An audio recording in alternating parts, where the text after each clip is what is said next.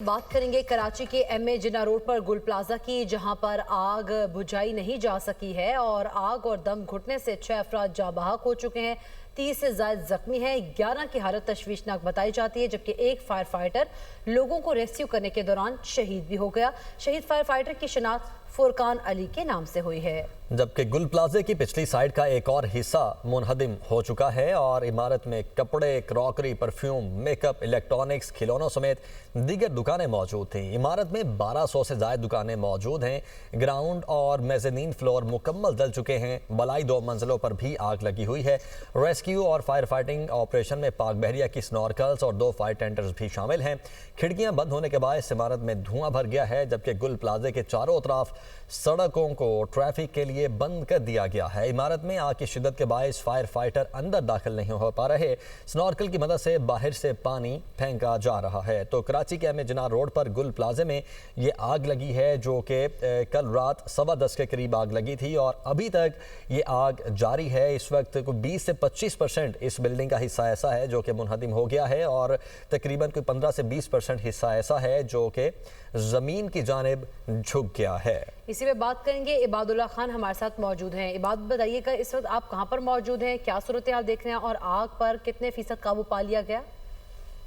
देखिए, बहुत बुरी सूरत हाल है। तो अगर संगीन सूरत हाल कहें बिल्कुल गलत नहीं होगा। ये गुल प्लाजा में कल लगने वाली आग पर अभी भी काबू नहीं पाया जा सका है। फायर टेंडर्स यहाँ पर मौजूद हैं, इसके साथ साथ रेस्क्यू हुकाम यहाँ पर मौजूद हैं। इसके अलावा जो पाकिस्तान नेवी, केपीटी और मुख्तलिफ जो इदारे रेस्क्यू के हैं वो यहाँ पर मौजूद हैं, लेकिन आग पर काबू अभी तक नहीं पाया गया है। बैरूनी हिस्से में जो लगने वाली आग थी उसके ऊपर तो काबू पाने की कोशिश कर ही रहे हैं, लेकिन जो अंदरूनी हिस्से की जो आग है उस तक पहुंचना जो रेस्क्यू हुकाम और फायर ब्रिगेड हुकाम के लिए मुश्किल होता जा रहा है। मैं बैक साइड के ऊपर इस वक्त मौजूद हूँ गुल प्लाजा के, और यहाँ पर जो 2 हिस्से थे वो मुकम्मल तौर पर जो है मुनहदम हो चुके हैं। ये बेसमेंट प्लस 4 ये इमारत का जो है ये फ्लोर है और इसके ऊपर जो पहली जो 2 मंजिलें थी ऊपर की जो टॉप फ्लोर है वो मुकम्मल तौर के ऊपर मुनहदम होकर नीचे गिर चुके हैं। उसके ऊपर जनरेटर्स रखे हुए थे जिनकी वजह से वो जो खस्ता इमारत जो है वो उसका वजन बर्दाश्त नहीं कर पाई है और वो वहाँ पर गिर गए हैं। अभी फिलहाल जो यहाँ पर मौजूद सूरत हाल है उससे मैं आपको बताऊँ कि यहाँ पर जो दुकानें हैं उनकी जलने वाली जो मालकान है वो तो अपने दुकानों को जलता हुआ देख ही रहे हैं, लेकिन अपने प्यारों को ढूंढते हुए लोग बड़ी तादाद के अंदर यहाँ पर आ रहे हैं। किसी के फैमिली थी, किसी के रिश्तेदार थे। कोई यहाँ पर हमने कुछ देर पहले एक फैमिली को भी देखा जो अपने शादी की तैयारी के लिए जो है वो यहाँ पर शॉपिंग करने आए हुए थे। वो इस वक्त लापता हैं। उनसे हमारी जब बात हुई तो उन्होंने ये कहा कि हम मुख्तलिफ अस्पतालों के चक्कर लगा चुके हैं, वहाँ पर भी हमें वो जो उनके प्यारे थे वो नहीं मिले हैं। अब यहाँ पर दोबारा आए हैं कि यहाँ पर आकर उनका कोई पता चल सके, लेकिन बदकिस्मती से उनका पता नहीं चल रहा है। बहुत सारी अभी भी ये बातें सामने आ रही हैं कि बड़ी तादाद के अंदर यहाँ अंदर जो लोग हैं वो मौजूद हो सकते हैं। अभी यहाँ आईजी सिंध भी यहाँ पर पहुंचे हुए थे, उन्होंने भी दौरा किया। इसके साथ साथ डिप्टी मेयर उन्होंने भी यहाँ दौरा किया। अब से कुछ देर पहले सईद गनी यहाँ पर पहुंचे हैं जो सूबाई वजीर हैं। वो यहाँ पर जब आए तो लोगों ने उनको घेर लिया और मुख्तलिफ शिकायतें करते हुए नजर आए हैं। कहीं उन्होंने अपने प्यारों का जो है वो शिकवा किया कि वो उनको नहीं मिल रहे हैं, तो कहीं कुछ लोग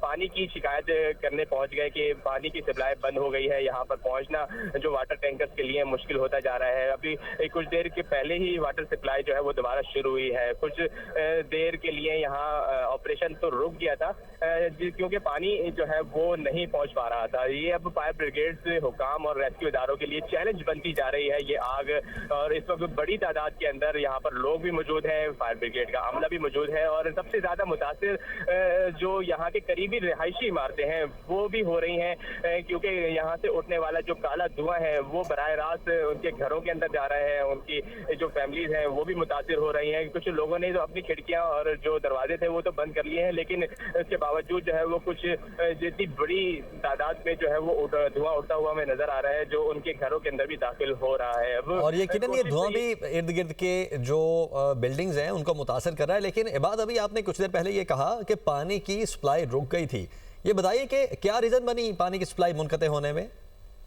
जी, यही बात हमने डिप्टी मेयर जब आए थे उनसे भी पूछा था। उन्होंने कहा था कि हम पूरी कोशिश कर रहे हैं। वाटर स्टेबलाइजेशन बोर्ड को जो है वो हमने खास तौर पर इमरजेंसी वहां पर लगा रखी है कि जो फौरी तौर के ऊपर यहाँ पर पानी सप्लाई जो है वो मुमकिन बनाई जाए। टैंकर तो आते हैं, फायर ब्रिगेड का पानी भी जब खत्म हो जाता है तो चले जाते हैं, लेकिन इतनी बड़ी तादाद में जब आग लगी हुई है तो जो पानी यहाँ पर सप्लाई किया जा रहा है वो कम पड़ रहा है। जब लोगों से हमारी बात हुई थी उनका यही कहना था कि सुबह भी इस तरह से हुआ था, तकरीबन 4 या 5 बजे के करीब के यहाँ सप्लाई जो है वो पानी की रुक गई थी, जिसकी वजह से ऑपरेशन काफी मुतासिर हुआ था और मुश्किलात दरपेश आ रही थी। और अब थोड़ी देर पहले जब यहाँ पर ये पानी का सप्लाई का जो वो तासुल हुआ था उसकी वजह से भी यहाँ पर ऑपरेशन रुक गया था, लेकिन अब दोबारा से जो है वो टैंकर आना शुरू हो गए हैं और फायर ब्रिगेड का जो पानी है वो जब वो खत्म होता है तो वो दोबारा जाती है और दोबारा पानी भरकर जो है वो वापस आते हैं और दोबारा जो फायर ब्रिगेड की गाड़ियां अपने आग बुझाने के लिए जो है वो काम करना शुरू कर देती हैं। आप बताइएगा, इस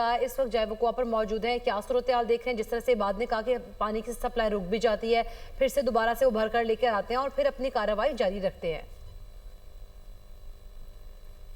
हाँ जी, बिल्कुल सूरत हाल बदस्तूर है। रेस्क्यू काम जो हैं, फायर टेंडर्स जो हैं वो आग बुझाने के ऑपरेशन में शरीक हैं। पाकिस्तान नेवी की जो गाड़ियां हैं वो फोम की मदद से आग बुझाने की कोशिशें कर रही हैं, जबकि दीगर जो टीमें हैं रेस्क्यू 1122 और KMC फायर ब्रिगेड के फायर टेंडर्स जो 20 से ज़ायद इस ऑपरेशन में मुख्तलिफ हिस्सों से हिस्सा ले रहे हैं। यहाँ पर आग बुझाने का ऑपरेशन जो है वो अभी भी जारी है। रेस्क्यू अब से थोड़ी देर पहले भी जो बिल्डिंग है मेरे में आपको नज़र आ रही है, इसमें आग के शोले एक बार फिर जो है वो बुलंद होते हुए हमें नज़र आए थे, जिसको फायर ब्रिगेड की टीमों ने दोबारा एक्सटिंग्विश किया है। लेकिन फायर ब्रिगेड हुकाम ये बता रहे हैं कि बिल्डिंग के अंदरूनी हिस्सों में अभी भी आग लगी हुई है। बिल्डिंग से धुएं के कसीफ बादल जो है वो बाहर निकलते हुए हमें नज़र आ रहे हैं, जिसकी वजह से जो बिल्डिंग के अंदर की मौजूद जो सूरत हाल है वो इंतहाई बुरी है। तमाम जो मार्केट्स हैं, तमाम जो दुकानें हैं, तमाम जो गोदाम थे वो मुकम्मल तौर पर जल गए हैं। यहाँ पर फर्स्ट फ्लोर और सेकंड फ्लोर का कुछ हिस्सा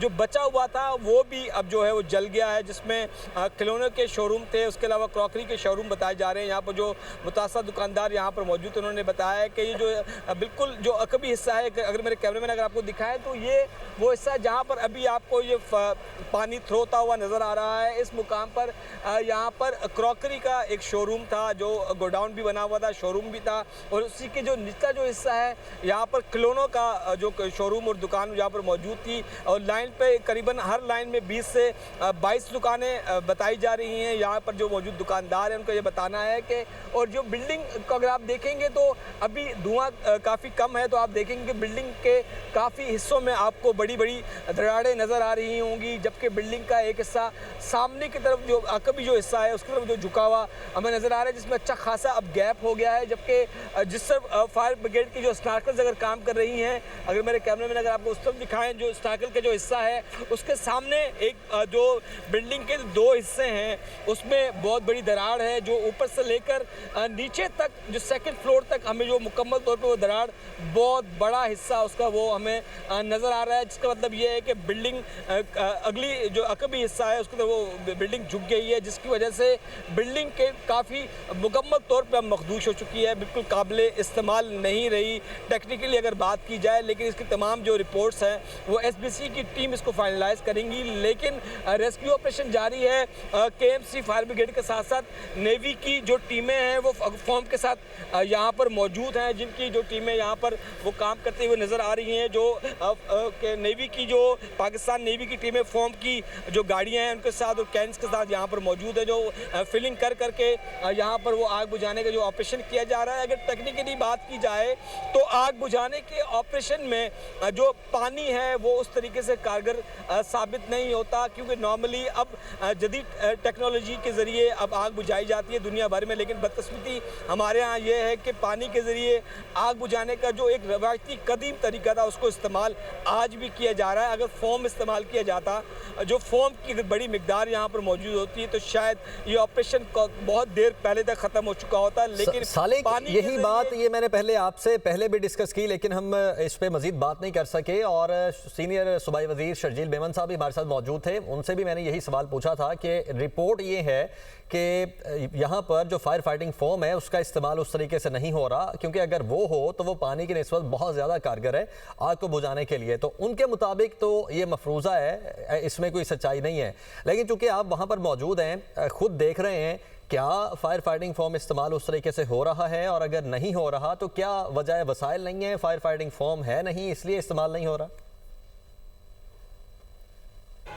जी बिल्कुल, अगर केएमसी के बजट की बात की जाए तो ये सबके इल्म में है कि बजट इंतहाई कलील है, जिसके ज़रिए वो अपना पूरा शहर का सिस्टम रन कर रहे हैं। पूरा मुलाजमिन की तनख्वाहें देना, ऑपरेशन चलाना, फायर टेंडर्स को मूव करना, मेंटेनेंस, तमाम चीज़ें। तो फॉर्म जो है एक काफ़ी महंगा वो एक ऑपरेशन है, जिसके ज़रिए काफ़ी महंगा वो फॉर्म मिलता है। रेस्क्यू 1112 की टीमें और साथ में पाकिस्तान नेवी की जो फायर ब्रिगेड की जो टीमें हैं, फायर टेंडर्स हैं, उसमें हमें फॉर्म इस्तेमाल होता हुआ तो नज़र आ रहा है। लेकिन अगर केएमसी फायर ब्रिगेड की बात की जाए तो वो मुकम्मल तौर पर सिर्फ पानी पे इंहिसार किए हुए हैं। पानी के जो टैंकर्स वाटर बाउजर्स के ज़रिए यहाँ पर लाए जा रहे हैं, जिसके ज़रिए रिफ़िल किया जा रहा है। हमारी केएमसी फायर ब्रिगेड के हुकाम से बात, उनका ये बताना है कि अगर फुल प्रेशर से अगर फायर एक्सटिंग्विशर को चलाया जाए, फायर टेंडर को चलाया जाए तो 5 से 7 मिनट में जो है वो मुकम्मल टैंक मुकम्मल तौर पर खाली हो जाता है, जिसके बाद उसको रिफ़िल किया जाता है। उसके बाद दूसरा जो टैंक आगे उसको फायर टेंडर उसको रिप्लेस करता है। तो इससे अगर रात भर से अगर ऑपरेशन की बात की जाए तो अगर 5 से 7 मिनट की बात की जाए तो दरमियान में तात्पुर सिर्फ पानी की कमी की ही वजह से यहाँ पर पेश आया था। शुरू में यहाँ पर हमें बहुत सारे दुकानदार इस बात का शिकवा करते हुए नज़र आए कि फायर ब्रिगेड की टीमों ने रिस्पांस बहुत देर से किया। अगर रिस्पॉन्ड क्विकली हो जाता तो शायद ये आग इतने बुरे तरीके से ना फैलती, पूरी जो गुल प्लाजा की मार्केट है वो इस आग की लपेट में ना आती। जो सिर्फ ग्राउंड फ्लोर में लगने वाली जो चंद दुकानों की आग थी शायद वो वहीं तक महदूद रहती। और वही बात कि अगर बिल्डिंग के अंदर फायर सेफ्टी सिस्टम मौजूद होता, फायर बॉल्स मौजूद होती, फायर एक्सटिंग्विशर बॉल्स आजकल इस्तेमाल की जाती हैं, जिसको नॉर्मली प्रैक्टिस करवाई जाती है। वो फायर बॉल जो हैं अगर उसको फेंका जाता, उसके जो फॉर्म है, उसका जो एक्सटिंग्विशर है, अगर वो यूज़ किया जाता, अगर वो इस मार्केट में मौजूद होता तो शायद इतना बड़ा नुकसान ना होता। लेकिन वो रवायती तरीके से पानी के जरिए आग बुझाने का ऑपरेशन किया जा रहा है, जिसकी वजह से 12 रवायती तरीके ही इस्तेमाल किए जा रहे हैं। लेकिन फिर ये बाद में ब्लेम गेम की भी बात आ जाती है और अथॉरिटीज़ कह रही हैं